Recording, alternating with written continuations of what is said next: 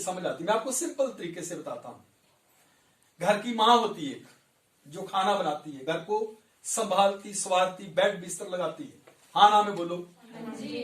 अब आप मान लो बच्चे हैं और बच्चों का काम है समय से जाके खाना खाना, और जाके बच्चे क्रिकेट खेलते रहते हैं, मॉल रोड पे घूमते रहते हैं और अलग अलग प्रकार के काम करते हैं और बोले कि मैंने आज सुबह से लेकर शाम तक खाना नहीं खाया, मेरी मां बहुत खराब है, उसने मेरे को खाना नहीं दिया। तो गलती किसकी थी? है आपकी नहीं।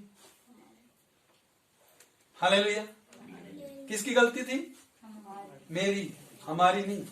मैं घूम रहा था, मैं खेल रहा था, मैं बुरे कामों में उलझा था, मैं लड़कियों के चक्कर में घूम रहा था, मैं लड़कों के चक्कर में घूम रही थी, मैं जाके जुआ खेल रहा था, मैं शराब पी रहा था, मैं आवारागर्दी कर रहा था, मैं लोगों की लड़ाइयों में फंसा हुआ था, मैं किसी के साथ लड़ाई करने चला गया। ये कौन था?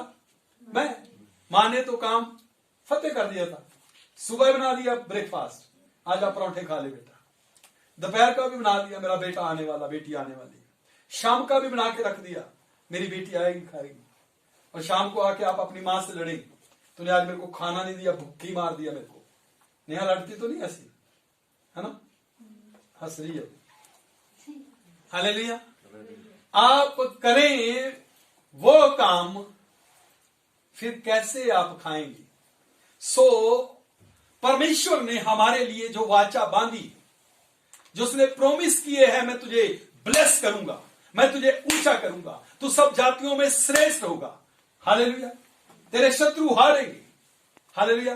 तू मेरी आंख की पुतली है, मैं जगत के अंत तक तेरे साथ हूं, तेरे जीवन भर तेरे सामने कोई ठहर नहीं पाएगा।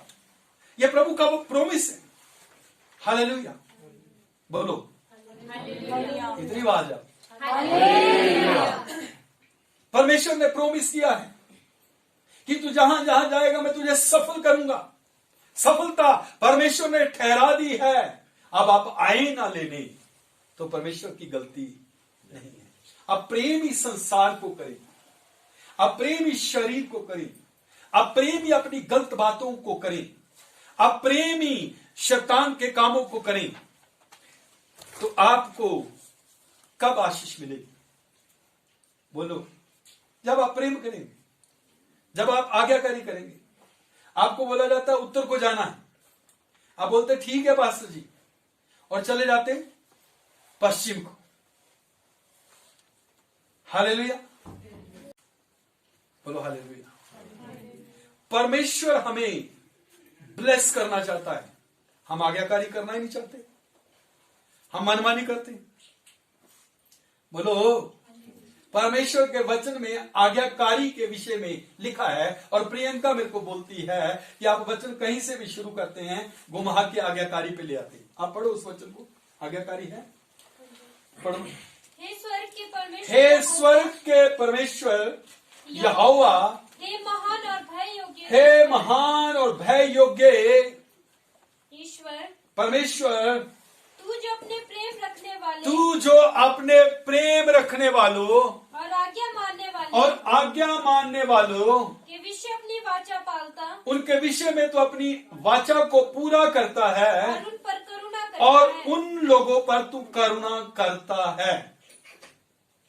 मां ने रोटी बना दी और रात को आप 2 बजे पहुंचे घर, और मां को बोले तूने बिस्तर नहीं लगाया, मैं सोया नहीं। गलती किसकी है? आप जाके टॉयलेट में चैटिंग करते रहे। मां ने नहीं बोला, मां ने तो बिस्तर लगा दिया।